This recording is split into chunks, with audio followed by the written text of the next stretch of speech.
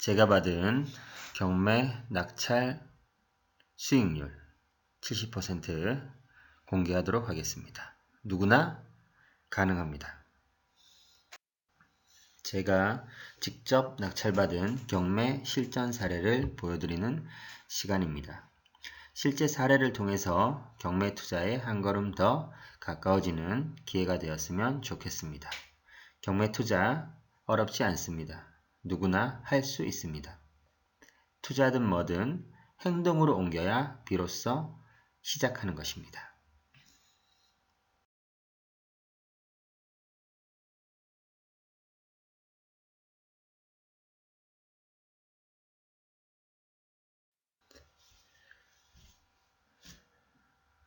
자, 경매를 위해서는 첫 번째, 경매 공부, 두 번째, 물건 검색 및 선정, 세 번째, 입찰, 네 번째, 폐찰 혹은 낙찰, 다섯 번째, 경락 잔금 대출, 명도, 인테리어 등등, 여섯 번째, 임대 계약, 일곱 번째, 수익.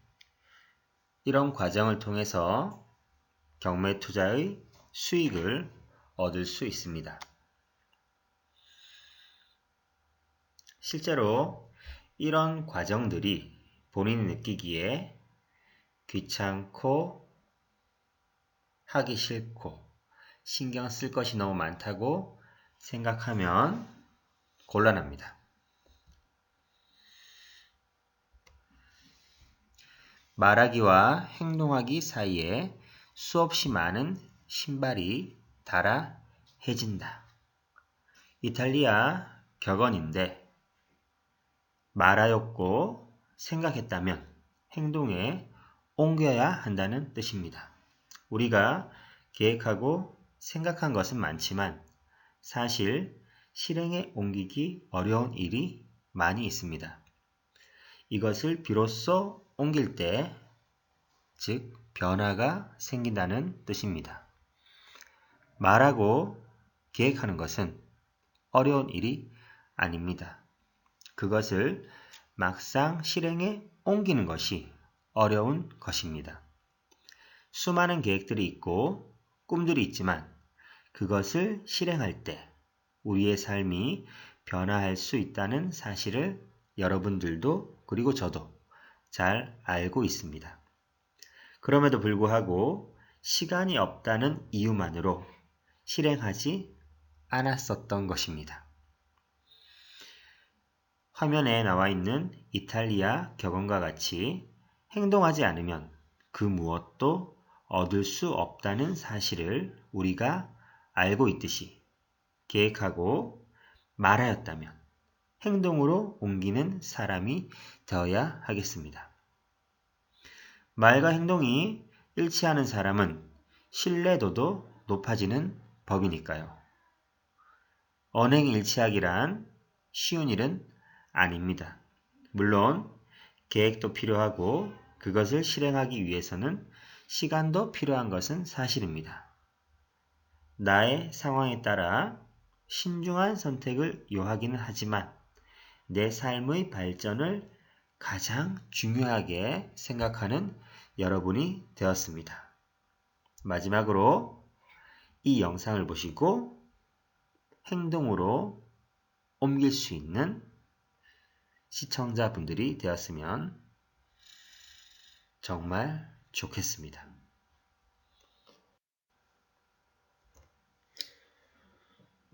자, 화면에서 보이는 것은 제가 최근에 낙찰받은 빌라입니다. 한번 보시면 소형 빌라입니다. 전용 면적이 10평 남짓밖에 안 되고 실제로 방은 2개고 주방 겸 거실이 조그맣게 있는 빌라입니다. 감정가는 1억. 실제로 시세 조사를 하였는데 1억 2천까지 부동산에서 얘기를 하더라고요. 최저가 7천. 제가 7,690만 900원에 낙찰을 받았습니다. 2등과의 가격 차이는 300만 원이 조금 넘는데 아무 의미 없는 것이고요. 그 다음에 외관상에 보시면 회색으로 되어 있는데 거의 신축입니다. 지은 지 2년 남짓밖에 되지 않았고요. 그 다음에 지적도를 지금 화면이 작아서 그렇지만 보시면은 역세권입니다. 지하철역이 걸어서 도보로 2, 3분이면 바로 갈 수 있는 역세권 빌라다. 이런 얘기입니다. 주변에 백화점이나 기타 등등 편의시설도 다양하게 이루어져 있습니다. 5층 중에 2층이고요. 신축 빌라에서 엘리베이터가 있는 1층 필로티 구조고 빌라는 보통 1층이나 2층이 선호하는데 이 빌라는 엘리베이터가 있기 때문에 크게 개의치는 않습니다.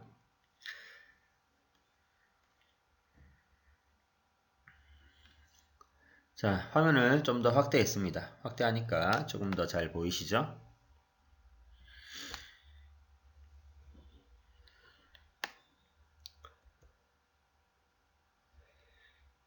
아까 제가 감정가를 1억 2천까지 본다고 했는데 시세 조사하는 방법은 방금 자막에도 나왔듯이 그 물건 검색 방법을 제가 올려드렸었죠. 그거에 이어서 시세 조사 방법도 앞으로 영상을 만들어서 올릴 예정입니다. 경매 업체에서 교육하는 방식 그대로 영상을 제작할 예정이니까 한번 보시면 경매 실전 공부와 나중에 입찰하시는데 입찰가를 선정하시는데 많은 도움이 될 것입니다. 실제로 시세는 1억 2천이고 월세는 1000에 45, 2000에 40 이렇게 제가 조사를 하고 입찰에 들어가서 낙찰을 받은 물건입니다. 그 다음에 하단 부분도 확대를 해서 보시면은 하단 부분에는 권리 분석이 들어가야겠죠. 실제로 이 근저당 소멸 기준 날짜가 2016년 1월 13일이고 그 다음에 임차인의 전입 일자가 2016년 3월 10일 한 2개월 정도 늦네요. 늦으니까 당연히 대항력은 없음. 우리 경매 투자자 입장에서는 낙찰되어도 물어줄 돈이 없다. 권리 분석 끝입니다. 이 권리 분석에 너무 시간을 뺏기셔서 오래 붙잡고 있으시면 곤란합니다. 시간도 돈이기 때문에 빨리빨리 보시고 이제 어느 정도 내가 입찰할 물건을 추려낸 뒤에 그 후에 자세히 또 보면 되는 겁니다. 자, 권리 분석 관련해서 제가 빨간 박스를 한번 쳐두었고요.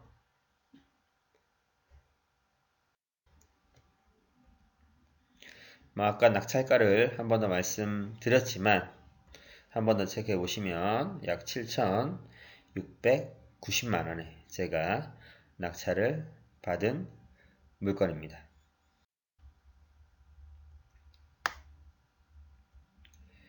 낙찰을 일단 받으면 경매장에서 대출 상담사들의 명함을 적당히 챙긴 뒤에 저 같은 경우는 일단 낙찰받은 물건으로 바로 향합니다. 이번 경우에는 그 빌라를 보러 직접 간다는 얘기입니다. 특히 자기가 사는 지역이 아닌 타 지역에서 낙찰을 받았다면 그 당일 해야 할 일들이 많이 있습니다. 만약에 그날 해결하지 못하고 간다면은 다시 와야 되는 수고를 하셔야 됩니다. 그러니까 그날 낙찰을 받았다고 너무 기뻐하거나 이렇게 도취된 상태에서 있으시면 안 되고 단계 다음 단계처럼 계속 빨리 일을 진행하셔야 됩니다.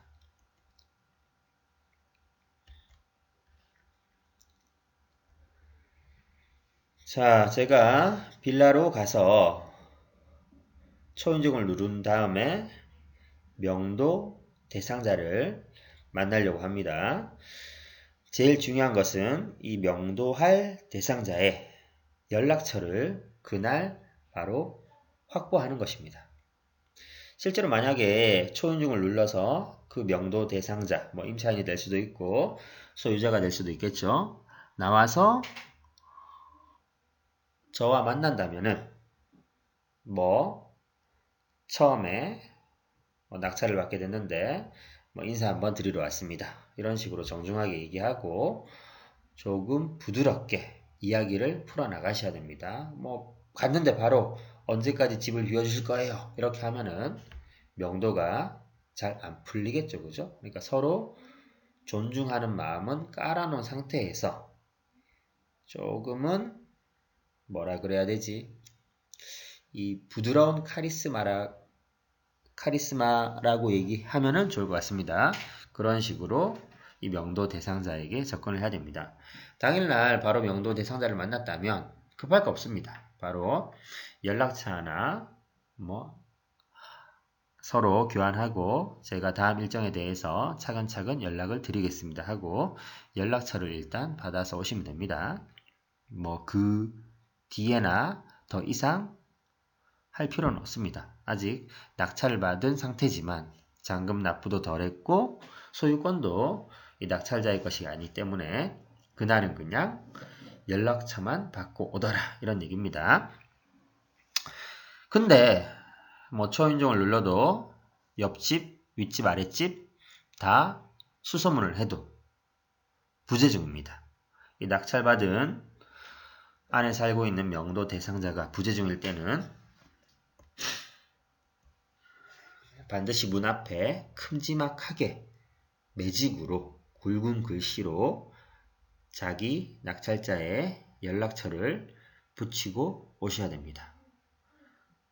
이번에 뭐 낙찰자인데 연락을 한번 부탁드립니다. 이런 식으로 적어놓고 오면 되겠죠.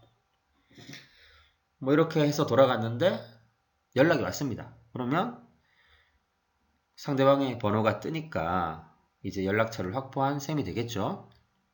그런데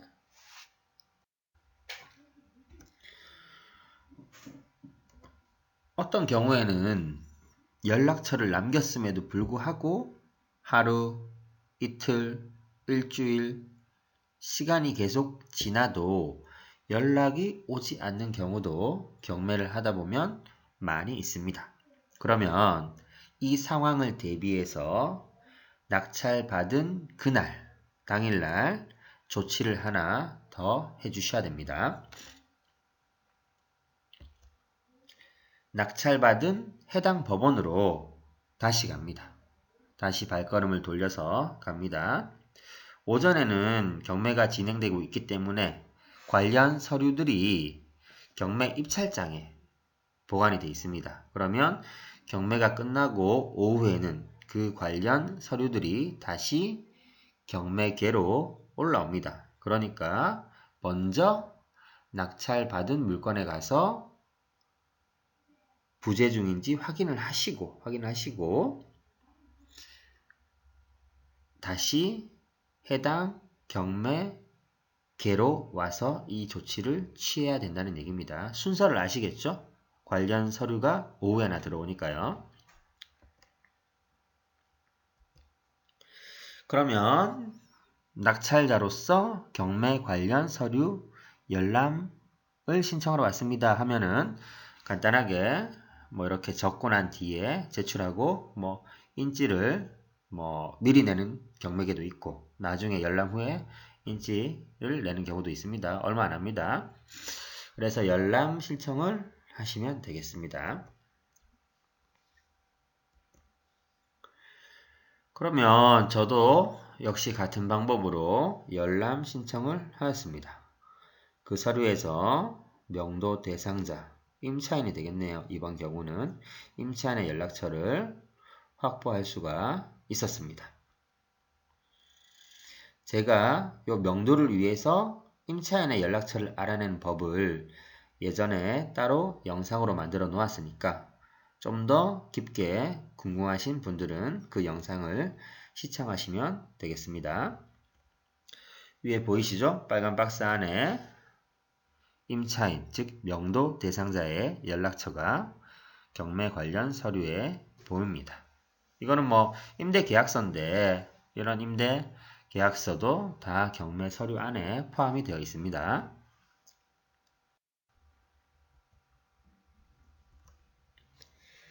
자, 이제 이런 방법으로 연락처를 확보하시면 명도는 앞으로 전화나 문자로 하면 됩니다. 굳이 그 명도 대상자를 계속 찾아가서 만나서 뭔가 해결하려고 하는 것보다는 실제로 문자로 서로 주고받는 것이 어떻게 보면 증거도 될 수 있고 장점도 더 많습니다. 실제로 이 법적으로 낙찰자가 갑입니다. 법은 결과적으로 낙찰자의 편이 됩니다. 그래서 이 낙찰자는 뭐 껄끄러울 게 없습니다. 그래서 명도 대상자가 만약에 먼저 전화가 오면 무슨 소리를 하겠습니까? 아, 저는 뭐 보증금도 많이 돌려받지 못하고 뭐 집에 인테리어도 제가 좀 고쳤고 이런 등등 주로 하소연을 합니다. 하소연. 그러면 낙찰자는 마음이 약해지거나 또 어떤 사람들은 뭐 이렇게 들어주는 것이 좀 힘들어하는 사람들도 있습니다. 그래서 차라리 전화가 오면 받지 마시고 상대방에게 제가 지금 뭐 일하는 중이니까 또는 어떤 사정에 의해서 문자로 말씀을 나눴으면 좋겠습니다. 이런 식으로 해서 정중하게 문자를 보내면 상대방도 문자가 오겠죠. 그런 식으로 서로 문자로 주고받으면서 명도를 하는 방법이 나쁘지 않더라 이런 얘기입니다. 자, 연락처를 확보했으니까 명도는 잔금 납부 전까지 여유가 있습니다. 그래서 조금 편안한 마음으로 명도를 마음 먹으시면 되겠습니다. 자, 이제 매각 허가 결정 및 확정의 2주 기간 동안 낙찰자는 무엇을 해야 되는가? 바로 경락잔금, 오타네요. 경락잔금입니다. 경락잔금 대출을 꾸준히 그리고 매우 많이 알아보셔야 합니다. 2주 동안 이것을 메인으로 일을 진행하시면 되겠습니다. 그럼 제가 대출 받은 금액과 임대 수익률을 차차 살펴보도록 하겠습니다.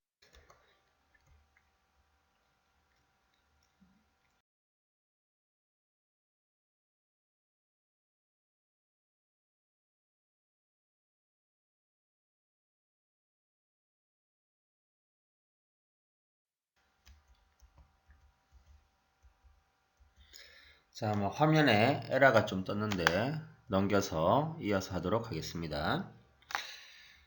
대출 금액과 거치 기간은 항상 많고 긴 것이 좋습니다.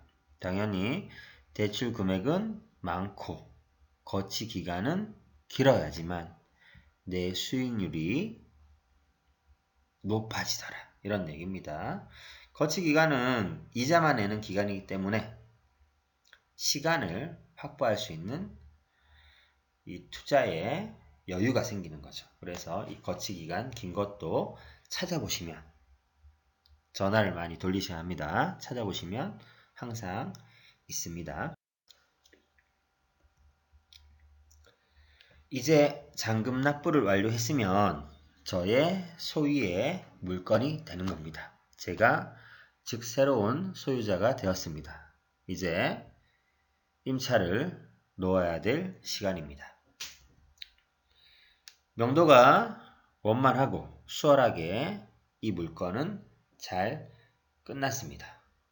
뭐 임차인이 배당을 받아야 되기 때문에 이사비도 요구하지 않았고, 뭐 집도 깔끔하게 그냥 문도 잘 열어주고 저한테 넘겨줬는 케이스입니다.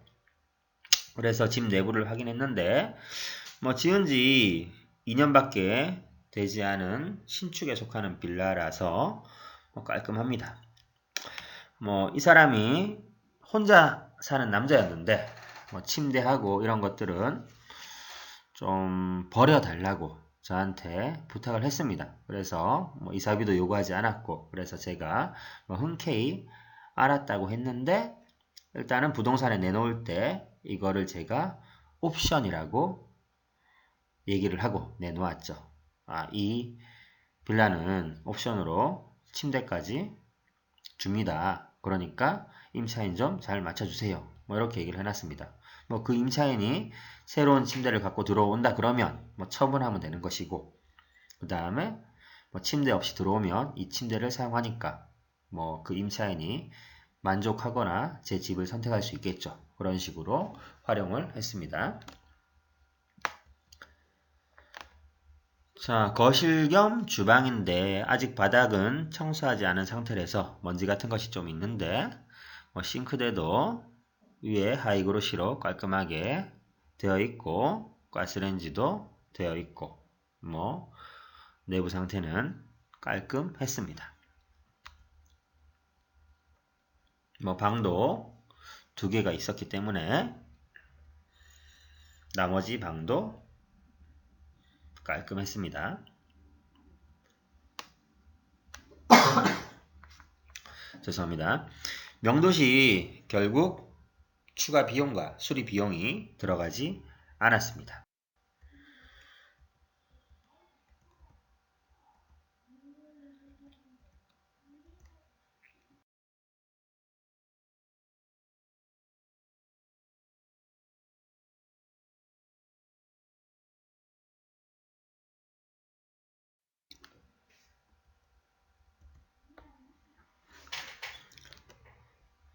네, 이어서 카페, SNS, 직방, 다방, 피터팬의 방 구하기, 그리고 스마트폰의 각종 부동산 앱을 이용해서 모두 월세를 놓는다고 올렸습니다.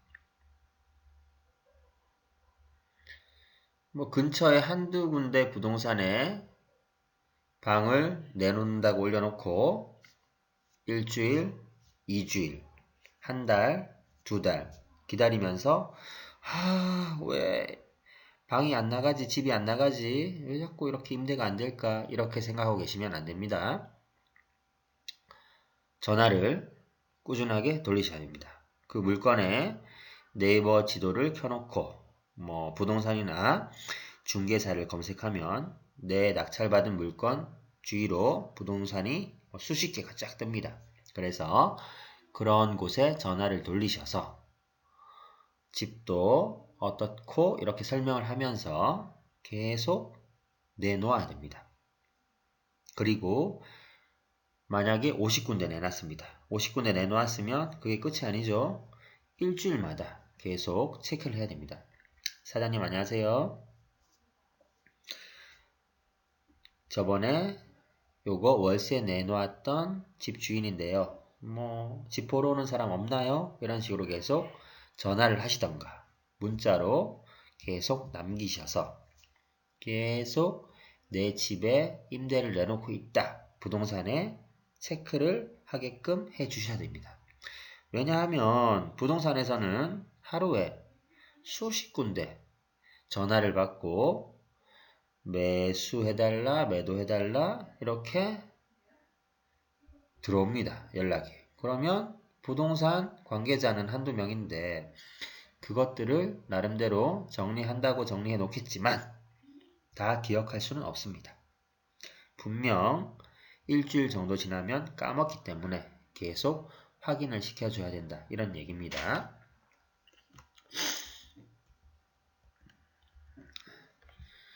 자, 저 같은 경우도 엑셀 파일로 부동산 리스트하고 그 부동산 사장님의 성향 같은 거랑 날짜별로, 그 다음에 뭐 월세 가격 이런 것들을 쫙 엑셀로 정리해서 항상 보관해 놓습니다. 왜? 일주일 뒤에 전화하거나 문자를 보냈을 때 저 자신도 헷갈리거든요.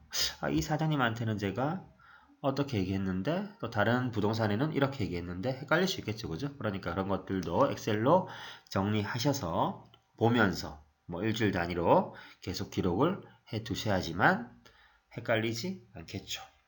저는 보통 낙찰 전에 부동산에서 파악한 시세보다 조금 올려서 내놓습니다. 왜냐 그러면 시세는 제가 만들어가는 것이니까요. 자, 부동산에 임대를 내놓은 지 한 달 만에 월세가 나갔습니다. 빨리 나간 편입니다. 뭐 이게 임대차 계약서인데 보이시죠? 보증금 1000만원에 보증금 1000만원에 월세 40만원으로 계약을 했습니다. 경매를 하다 보면 이렇게 낙찰에서 임대까지 쉽게 풀리는 경우가 많지 않을 것 같지만 이런 경우가 더 많습니다. 쉽게 해결되는 경우가 더 많으니까 경매에 큰 선입견 같은 거, 안 좋은 선입견 같은 거를 가지실 필요가 없겠습니다. 경매를 직접 해보지 않았거나 주변의 말만 듣고 경매 투자를 부정적으로 알고 계신 분들이나 얘기를 전달하는 분들이 계십니다. 여러분들은 반드시 본인이 직접 공부하고 실제로 입찰도 해보시고 여러 가지를 겪어보시고 판단하는 것이 정확하고 정답인 것입니다. 아시겠죠? 네, 그럼 이제 영상이 마무리 단계네요. 수익률을 한번 계산해 보도록 하겠습니다. 낙찰가 7,690만원, 대출은 총 6,500만원 받았고요. 취득세 및 법무사 비용이 총 150만원이 들어갔습니다. 아까 임대차 계약서를 보셨겠지만 보증금 1000에 월세 40으로 계약을 했고요. 대출 이자는 6,500만원에 대한 대출 이자는 월 20만원이 나갑니다. 3년 거치로 받았기 때문에 3년 동안은 매달 20만원의 이자만 내면 되더라. 원금은 나중에 이 빌라를 매도할 때, 처분할 때 갚으면 되겠죠.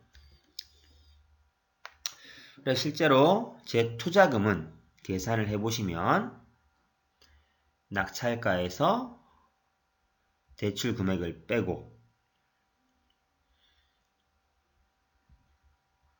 그 다음에 보증금도 빼고 법무 비용은 더해 주셔야겠죠. 그러면 총 제 투자금은 340만원이 들어갔습니다. 그러면 연 수익률을 계산해 보시면 월세가 40이니까 대출이자 월 20을 제외하고 매달 20만원의 돈이 들어옵니다. 그럼 1년이면 240만원이 되겠죠? 240만원. 그러면 내 투자금 340만원 대비 연수익 240만원은 퍼센테이지로 고치면 연 수익률이 70%가 나옵니다. 70%.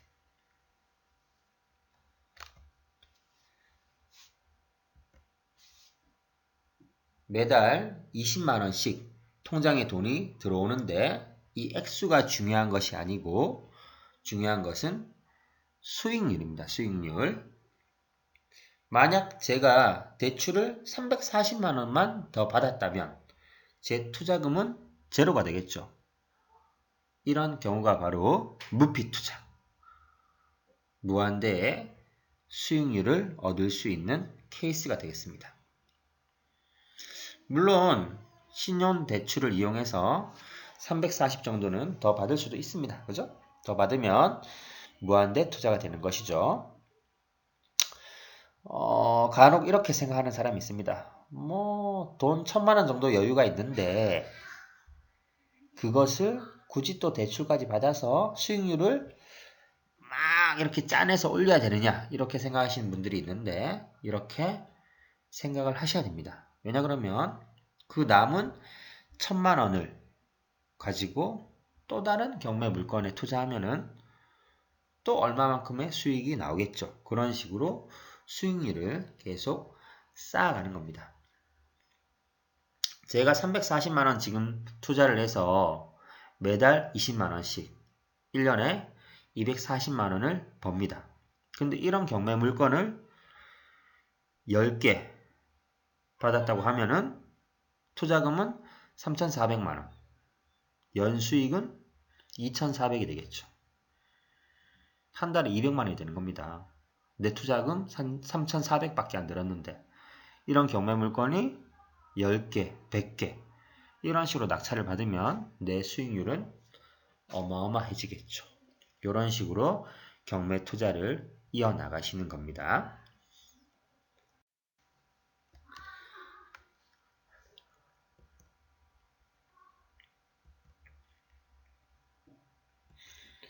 네, 저는 이렇게 등기와 임차 계약서를 취미처럼 모으고 있습니다. 아주 재밌습니다.